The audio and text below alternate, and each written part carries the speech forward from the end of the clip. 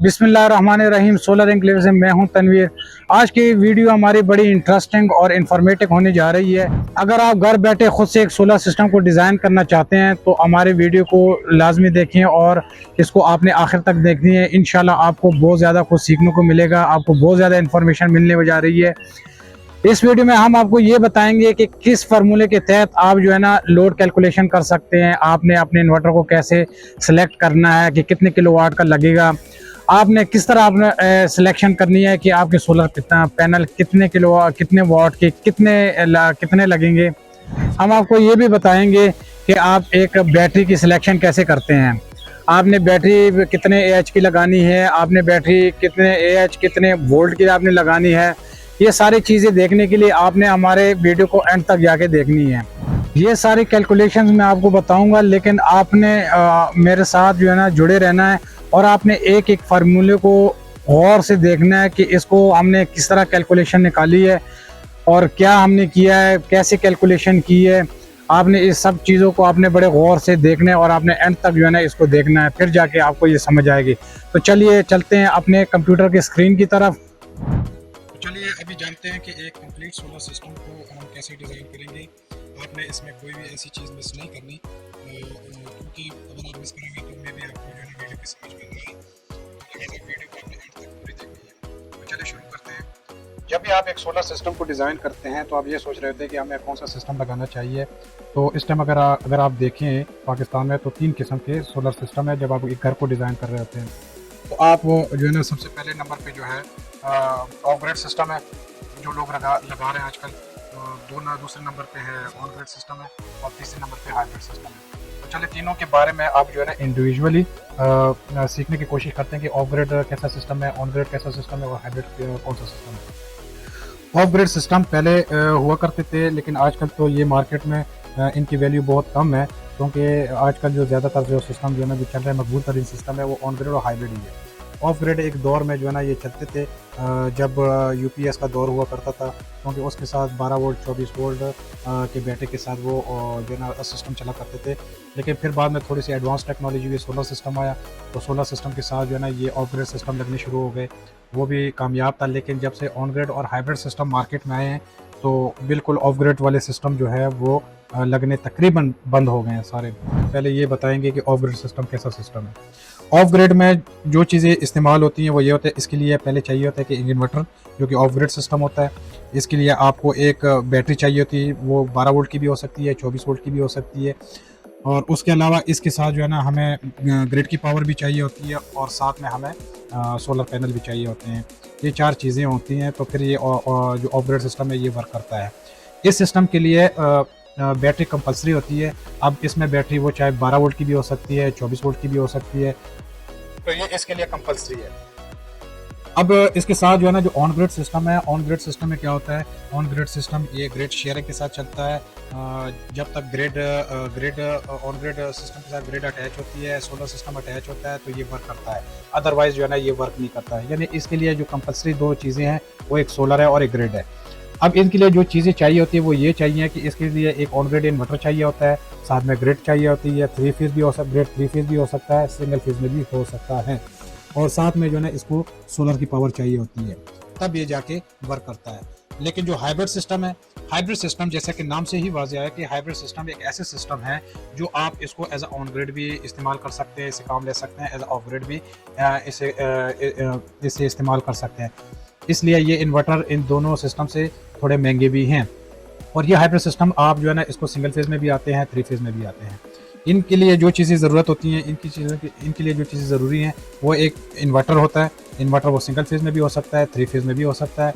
एक बैटरी होती है, बैटरी ऑप्शनल चीज़ होती है, चाहे आप इसके साथ बैटरी लगाएं या बैटरी आप ना लगाएं, ये ऑप्शनल है। तो ग्रिड भी जो है ना आप इसको दे सकते हैं, नहीं भी दे सकते हैं। और साथ में जो है ना सोलर है, तो सोलर तो आप इसको वैसे भी देंगे। यानी ये हाइब्रिड सिस्टम है, ये आप इसको सिंगल भी लगाएं तो ये वार्डा के साथ तो ये काम करेगा। और ये जो चीज़ें ये ऑप्शनल है, बैटरी सोलर है ऑप्शनल है, लेकिन आजकल जो हाइब्रिड सिस्टम है पाकिस्तान में तो सोलर और हाइब्रिड और बैकअप के लिए तो बैटरी लगाना है, इसके लिए कंपल्सरी लगाएं, अच्छी बात है, ताकि आपको प्रॉपर जो है ना बिजली में बचत हो सके। चलो अब इन तीनों सिस्टम के बारे में हमने तो ये जान लिया कि ये सिस्टम कौन से है, कैसे वर्क करते हैं। तो अब आइए नेक्स्ट टॉपिक के बारे में हम चलते हैं, नेक्स्ट पेज पे चलते हैं, ताकि आपको बता सके कि सोलर डिज़ाइन करने के लिए हमें कौन कौन सी चीज़ों की ज़रूरत होती है। तो अब बारी आती है सिलेक्शन की। हमने सिलेक्शन करनी है कि हमें कौन सी चीज़ सिलेक्ट करनी है, कैसे करनी है। तो सिलेक्शन के लिए कुछ 4 चीज़ें होती हैं कि आपने सिलेक्ट कैसे करनी है। सबसे पहले आपने जो है ना, जब भी एक सोलर सिस्टम डिज़ाइन कर रहे होते हैं घर में, जब भी आप एक सोलर सिस्टम डिज़ाइन करेंगे तो उसके लिए सबसे पहले जो चीज़ है, जो ज़रूरी है, मेन चीज़ है, वो लोड कैलकुलेशन है। लोड कैलकुलेशन की जो है ना, जो सिलेक्शन है वो बहुत ज़रूरी, क्योंकि इसी पे आपका पूरा सिस्टम डिज़ाइन होना होता है। तो अगर आपका लोड कैलकुलेशन ठीक है तो आपका सिस्टम के सिलेक्शन में कोई मसला नहीं आएगा, आप एक सिस्टम को डिज़ाइन कर सकते हैं इजीली तरीके से। तो दूसरे नंबर पे जो चीज़ है वो है आपके इन्वर्टर सिलेक्शन है, कौन सा इन्वर्टर लगाना चाहिए। हमें जो है ना इन्वर्टर हमें 3 फेज़ का इन्वर्टर लगाना चाहिए, सिंगल फेज़ का लगाना चाहिए, हमें कितने किलोवाट का इन्वर्टर लगाना चाहिए, इसकी सिलेक्शन। तीसरे नंबर पे जो चीज़ आती है वो है सोलर पैनल की सिलेक्शन। हमें सोलर पैनल कितने जो है ना कितनी तादाद में लगाने चाहिए, सोलर कौन से वाट के लगाने चाहिए, तो ये इस चीज़ की सिलेक्शन बहुत ज़रूरी है। तो चौथे नंबर पे जो चीज़ है वो है बैटरी की सिलेक्शन। बैटरी की सिलेक्शन जो है ना आपने ऐसे करनी है कि आपने इसका बैकअप टाइम निकालना है, कितनी बैटरियाँ लगानी है, कैसे लगानी है, सीरीज़ में लगानी है, पैरेलल में लगानी है, अब 12 वोल्ट की लगेगी, 24 वोल्ट की लगेगी या 48 वोल्ट की लगेगी। तो ये सारी चीज़ें की जो है ना इंडिविजुअली हम जो है ना इसको स्टडी करेंगे और आपको सिखाएंगे कि इसकी सिलेक्शन कैसे करनी है। अब जैसा कि हमने पीछे हमने ये जानने की कोशिश की कि कौन सी इसकी सिलेक्शन कैसे होनी। अब सिलेक्शन में सबसे पहले जो हमने देखा है कि लोड कैलकुलेशन, आपने लोड कैलकुलेशन कैसे करनी है।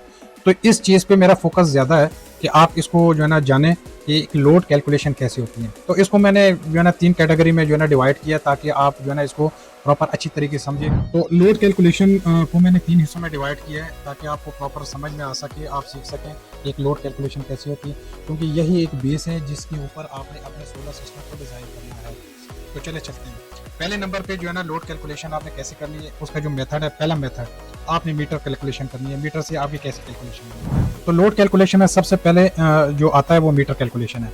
ये मीटर के ज़रिए आप जो है ना कैलकुलेशन किस तरह निकाल सकते हैं कि आपके घर में क्या चल रहा है, कितना लोड चल रहा है, और आपने उसके मुताबिक अपना सिस्टम कैसे डिज़ाइन करेंगे। दूसरे नंबर पे आपने जो है ना इसको मैनुअली कैलकुलेशन करना है, कि मैनुअली आप जो है ना उसको डिज़ाइन करें कि ये चीज़ ये है, इतने वाट की है, तो उसके ज़रिए आप उसका लोड कैलकुलेशन निकाल सकते हैं। और तीसरे नंबर पे आपने इलेक्ट्रिसिटी बिल के ज़रिए कैसे कैलकुलेशन निकालनी है, हम इसके बारे में, हम तीनों के बारे में फर्दर जो है ना तफसीली डिस्कशन करेंगे, ताकि आपको समझ में आ सके। अब हमने ये देखना है कि हमने लोड कैलकुलेशन में सिलेक्शन कैसे करनी है। लोड कैलकुलेशन की सिलेक्शन कैसे करनी है कि हमारा कितना लोड है। उसमें जो है ना सबसे पहले हमारा जो मेथड होगा वो हम उसके बारे में जानने की कोशिश करते हैं। तो पहला मेथड जो हमारा है वो मीटर कैलकुलेशन है। मीटर कैलकुलेशन के ज़रिए आप किस तरह अपने घर का लोड मेजर कर सकते हैं कि आपके घर में कितना लोड चल रहा है। तो उसके लिए ज़रूरी है आप क्या करें कि जो भी आप लोड चलाना चाह रहे हैं घर का, जो सोलर सिस्टम पे आप चलाएंगे, तो उसके लिए ज़रूरी है आप क्या करें कि इंडिविजुअली वो जो फ़ैन आप चलाना चाह रहे हैं, जो आपने लाइटें चलानी है और जो एसी आपने चलाने हैं, वो आप चलाएं, और बाकी लोड बंद करके आपने क्या करना है कि आपने घर के बाहर जो आपका एनर्जी मीटर वाडा वाला लगा हुआ है, आपने वहाँ पे चले जाना है, और एक क्लम्प मीटर आपने साथ में ले जाना है, और उसको एम्पेयर पे रख के, तो आपने, अगर आपका मीटर 3 फेज़ है तो हर वायर पे, यानी रेड वायर, येलो वायर और ब्लू वायर पे, तीनों फेज़ों पे आपने इंडिविजुअली आपने क्लम्प मीटर लगा के चेक कर लेना है कि कितने एम्पेयर आ रहे हैं, और आपने उसको नोट कर लेना है।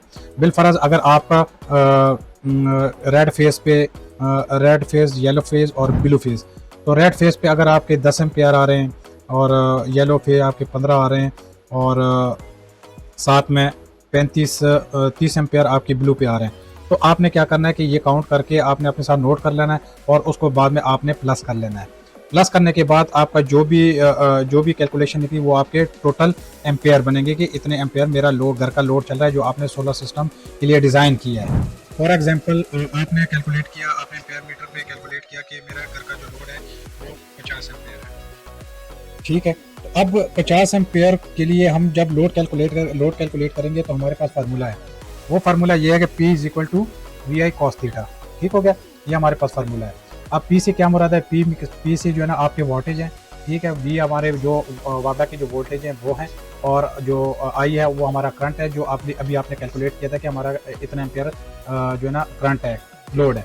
और जो cos थीटा है, cos थीटा जो है ना इसके बारे में भी आपको बताऊंगा ठीक है ना, कि ये क्या चीज़ है, ये बेसिकली पावर फैक्टर है।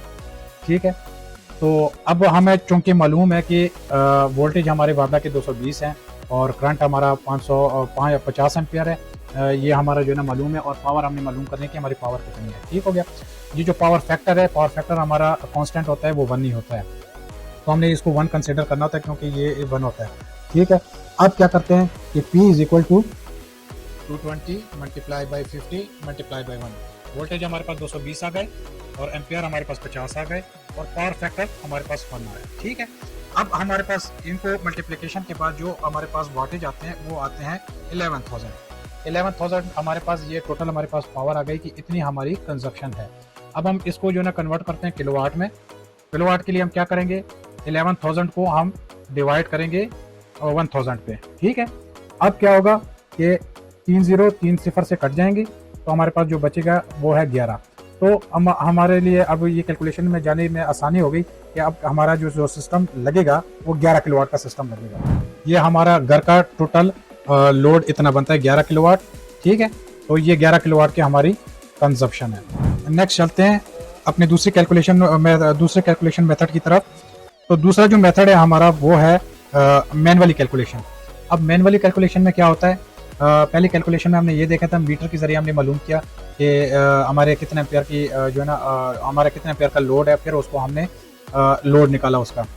अब इसमें क्या है, इसमें आपने इंडिविजुअली आपने ये करना है कि देख लेना है कि आपके घर में कितने फ़ैन हैं, आपने कितने फ़ैन चलाने हैं, आपने कितने लाइटें चलानी है, आपने कितने LED टीवीज़ चलाने हैं, फ्रिज कितने हैं, AC कितने हैं। जैसा कि ये आपको ग्राफ में मैंने फॉर एग्जांपल के तौर पे मैंने शो किया हुआ है। अब ये देखें, इसमें क्या है, AC 2200 वाट का है, तो हमारे पास 3 अदद लिखे हुए हैं। ठीक है, और इसमें फ़ैन है 80 वाट के 8 हैं, लाइटें हैं 18 हैं, 18 वाट की 26 क्वांटिटी में हमारे पास फ्रिज है, 300 वाट का 2 है, LED टीवी है 300 वाट की 2 हैं, आयरन है 1100 का 1 है, और वाटर पंप है जो 1000 वाट का है, हमारे पास 1 लगा हुआ है। ठीक है, तो अब इसको जो है ना कैलकुलेशन कैसे निकलेगी, इसमें ये जितने आपने अभी ये निकाला है, इस सब को आपने वाटेज आपने इसका निकाल लेना कि हमारे पास टोटल कितने बनते हैं।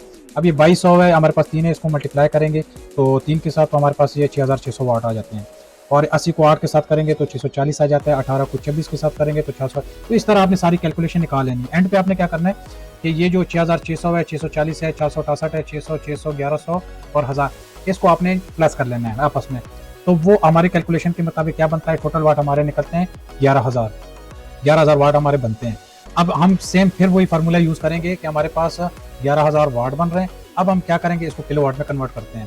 किलोवाट में कन्वर्ट करने के लिए क्या है, इसको 1000 पे हम डिवाइड करेंगे तो 3 0 से कट जाएंगे, तो हमारे जो है ना 11 किलोवाट हमारा सिस्टम निकल आएगा कि हमारा ये 11 किलोवाट का सिस्टम यहाँ पे लगना है। तो ये एक कैलकुलेशन का एक मेथड ये है। अब हम नेक्स्ट मेथड की तरफ चलते हैं। तो नेक्स्ट मेथड है वो हमारा इलेक्ट्रिसिटी बिल के बारे में। इलेक्ट्रिसिटी बिल के जरिए हम अपना लोड कैसे कैलकुलेट करेंगे। वैसे तो ये जो कैलकुलेशन मेथड है बजाते खुद मैं खुद यही वाला मेथड यूज़ करता हूँ जो सबसे वाइबल है और ये सबसे ज़बरदस्त है।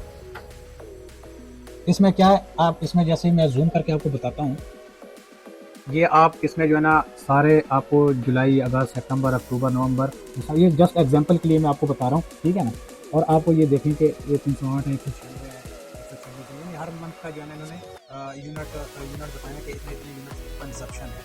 ठीक हो गया, तो इसके लिए मैं एग्जांपल, ये तो पेपर मैंने सिर्फ एग्जांपल के लिए आपको जो है शो करवाया, लेकिन जो आपका इलेक्ट्रिसिटी का बिल होगा आपने उस हिसाब से अपने जो है ना मेजरमेंट करनी है। बिल फर्ज एक बिजली का बिल है, आपने देखा कि जो है ना हर महीने का बिल यूनिट के हिसाब से आ रहा है, तो आपने उसका पर एनम जो है ना एवरेज निकालना है। बिल फर्ज हमारा पर एवरेज जो है ना निकल आता है, यूनिट जो है हमारे निकल आते हैं 1320 यूनिट, क्योंकि हम 11 किलोवाट के हिसाब से हमने सारे मेथड को पढ़ा और देखा, तो उस हिसाब से मैंने इसको 1320 यूनिट पे रखा है ताकि आपको समझ में आ सके।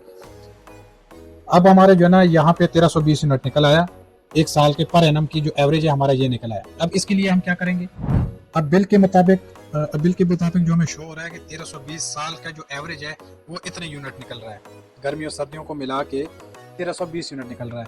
तो अब हम क्या करेंगे, इसके लिए हमारे पास एक फार्मूला है, वो फार्मूला ये है कि अब टोटल यूनिट हमारे पास कितने हैं, 1320। ठीक है, अब 1320 यूनिट इसको हम डिवाइड करेंगे डेज पर। एक महीने में 30 दिन होते हैं, तो हम इसको 30 पर डिवाइड करेंगे। ठीक हो गया। जब हम 30 पे डिवाइड करेंगे तो ये हमारे पास एक दिन का जो है ना यूनिट कंजप्शन निकल आएगी कि एक दिन में हम 44 यूनिट्स हमारी कंजप्शन है, लोड कंजप्शन है। अब हम क्या करेंगे, जैसा कि आप जानते हैं कि सोलर पैनल अगर आपका 1 किलोवाट हो तो हम कंसिडर करते हैं कि वो 1 किलोवाट 4 यूनिट से 5 यूनिट का प्रोडक्शन देती है। ठीक हो गया। तो वैसे तो जो है ना 4 भी देता है, 5 भी देता है, बाज़ का 6 भी देता है, तो लेकिन हम इसको जो है ना कंसिडर करते हैं 4। ठीक हो गया। अब हम क्या करेंगे, जो हमारे पास 44 यूनिट्स हैं इसको हम डिवाइड करेंगे 4 पे। तो जब हम 4 पे इसको डिवाइड करेंगे तो हमारे पास किलोवाट निकल आएंगे कि हमने कितने किलोवाट का सिस्टम लगाना है। ये देखें 44 को जब आप 4 से डिवाइड करेंगे तो 11 किलोवाट का हमारा सिस्टम डिज़ाइन हो गया है। अच्छा, ये तो जो है ना लोड कैलकुलेशन थी, ये लोड कैलकुलेशन मेथड्स थे जो मैंने आपको बताने की कोशिश की है, समझाने की कोशिश की है। उम्मीद है आपको समझ भी आ गई होगी, लिहाजा आप इस पर ज़रा प्रैक्टिस करें तो मेरे ख्याल में इतना मुश्किल नहीं है कि आपको समझ में ना आए। अब इसके बाद जो है ना नेक्स्ट पार्ट पे इंशाल्लाह नेक्स्ट वीडियो में मैं आपको ये बताने की ये सिखाऊंगा कि इन्वर्टर की सिलेक्शन कैसे की जाती है, सोलर पैनल की सिलेक्शन कैसे की जाती है, बैटरी की सिलेक्शन जो कि बहुत ज़रूरी है और ये इसमें कॉम्प्लिकेशंस भी बहुत ज़्यादा है, लोग इसको समझ नहीं पाते। खासकर जो बैटरी सिलेक्शन है इस पर मैं कंप्लीट एक वीडियो बनाऊंगा। तो हमारे साथ जो है ना आपने लाजमी जुड़े रहना है ताकि आपको कंप्लीट जो है ना सोलर सिस्टम की डिज़ाइनिंग की समझ आ सके कि एक सोलर सिस्टम प्रोफेशनल तरीके से कैसे डिज़ाइन किया जाता है। अगर आपको ये वीडियो मेरी पसंद आई है और तो लिहाजा आप इस चैनल को सब्सक्राइब करें, लाइक और शेयर करना ना भूलिएगा, बेल आइकन्स को लाजमी दबा दीजिएगा ताकि मेरे हर आने वाली वीडियो आप तक पहुंच सके। थैंक यू, अल्लाह हाफिज़।